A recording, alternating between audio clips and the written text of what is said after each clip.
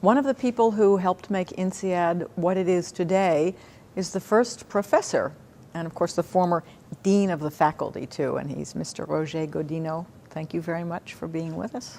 Thank you. The first professor? I think so. Yeah. Do you speak all three languages, French, German, and English? No, I speak English and French only. What was it like when you, did anybody speak all three, or? I remember Professor Silberer, for instance, who could speak three languages, and of course many of the students. I would like to stress the fact that in the pedagogical process that we launched in those days, the important thing was what becoming between students, between participants, so they can talk together, and the professor was just helping the discussion. It was not a course, with a professor giving a course and students receiving the course. So what was happening among the students was most important. And actually, among the students, quite a number were from German origin or had German language very, very fluent. So it was better on the student side than on the professor's side. A bit of a Socratic dialogue in three languages, yes, then. Yes. So if you said something to a student in English, he might respond to you in German? Yes. Not to me, because I could not understand. But it worked very well. That language, it was not a practical problem, but it was a big issue.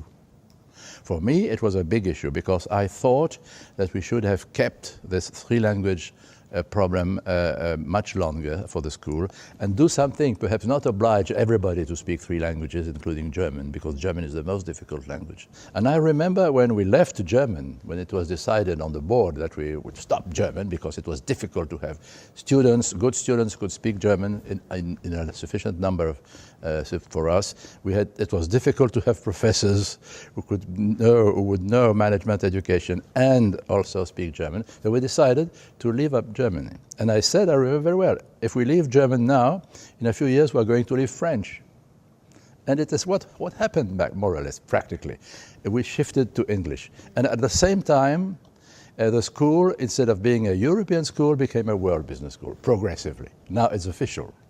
So we are now a world business school speaking English. Okay, but that sounds as though you don't really like that idea. Well, it was not the original plan. First, that Europe was needing a special management education that was not existing. That was the idea of Professor Doriot. And he said, instead of sending your students to the United States, make a school in Europe and people from Europe will come to this school and we should establish a school in Europe for Europeans, which makes sense. And the second sense was that Europe has something to say in management field.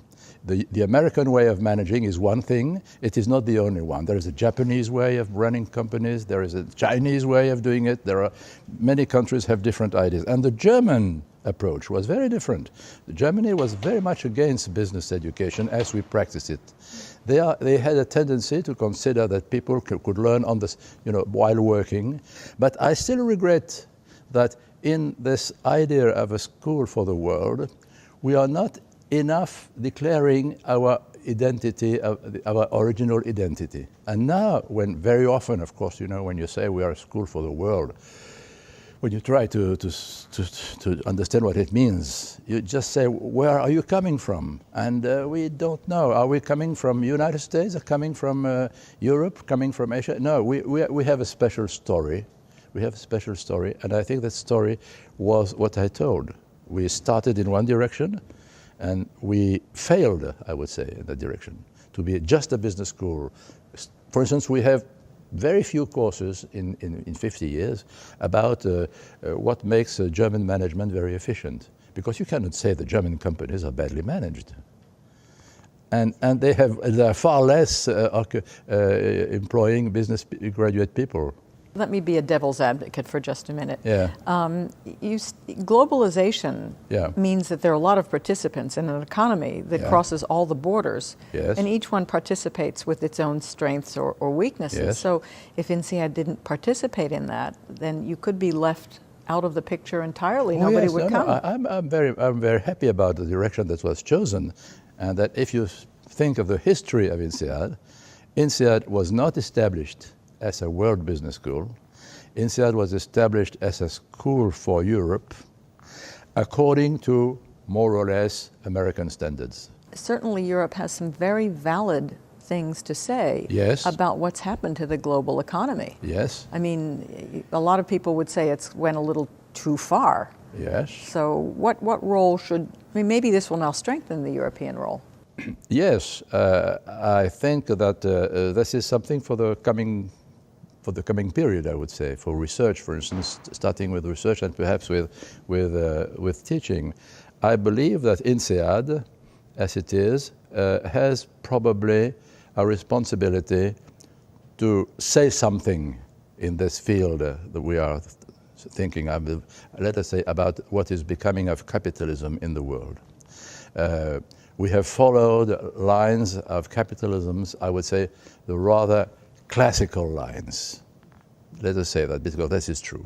And it happens that many people, it's not, of course, everybody, but many people in the world are thinking that something should be done about capitalism so that it would survive with all its benefits and all its advantages, but also minimize the negative points and maybe save some crises like the one we are having.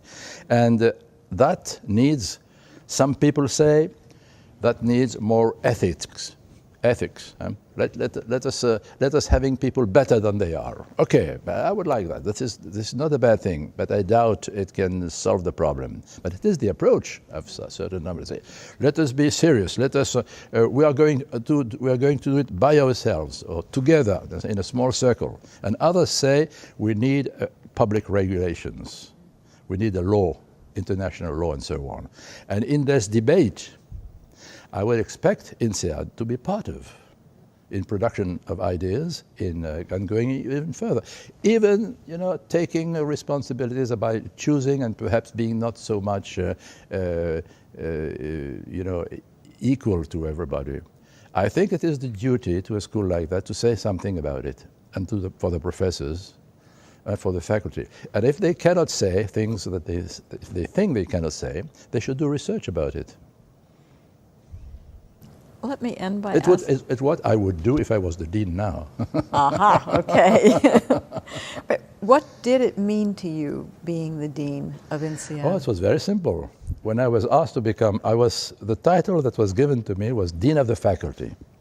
It meant that I had a general manager who was in charge of running the school, financially, physically, I would say, developing and so on, administratively speaking, and I was in charge of the faculty. Dean of the faculty and pedagogical systems. So it was very simple. My objective, I became Dean of the faculty in '64, so after 5 years of teaching. So I knew very well what the school was after 5 years of teaching here. I had taught management accounting, control, operations research, and things like that. So my objective as Dean of the faculty was to change completely the school because it needed it. And I will say that in a moment when we speak. But first of all, make the school more difficult than it was. Second, have full-time professors who had graduated with a PhD in the United States, for instance. Third, develop research. Fourth, develop new courses like the AMP programs and so on. And fifth, taking a part in the European development which was taking place and this is what I did from 64 to 70 about. What about women in the classroom? When did you first start? Women just arrived, and I remember there was a discussion that I won't quote anybody, but a discussion, somebody said, oh, we cannot accept a woman because if we accept a woman, we are not sure she is going to find a job. Where would you like to see INSEAD be in the next couple of years? I believe that we have been in a period of time, in a period of history, where the entrepreneur concept and the business management program, I would say, have proved to be efficient in private industry, in industry, in services, and everything that economically run. This concept has become a world concept, but it has not been applied to the public sector the same way, because the public sector is different. You cannot say that an army is a company. You cannot run an army like a company. But what I say is that in public organizations, in governments, in public organizations of all kinds. There are rules of management that should be understood and perhaps taught also, so that you bring the efficiency of the entrepreneur, the efficiency of the company concept to the public sector. And there's something for business schools. I think business schools should be in a position to train public officers for being good public managers in their different sectors, which is not the case for the time being. And at the same time, I think that management faculties, business faculties, should put their nose in governmental problems, much more. Public finance and so on. Though it is difficult, because when you approach the political problem, of course, you may lose your neutrality, you know. But it has something to be done. I think it's a pity that this field is left to what is called social sciences. Because social sciences is something, and public management is something else. And I think this public management is a mixture of knowledge coming from social